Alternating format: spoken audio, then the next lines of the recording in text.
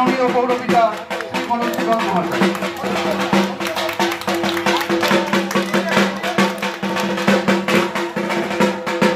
তাকে বরণ করে নিচ্ছেন আমাদের পুজো কমিটির সম্পাদক শ্রী সঞ্জয় পাল মহাশয়।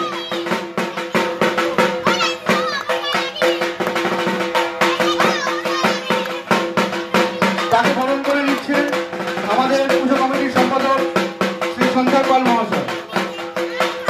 অসংখ্য ধন্যবাদ।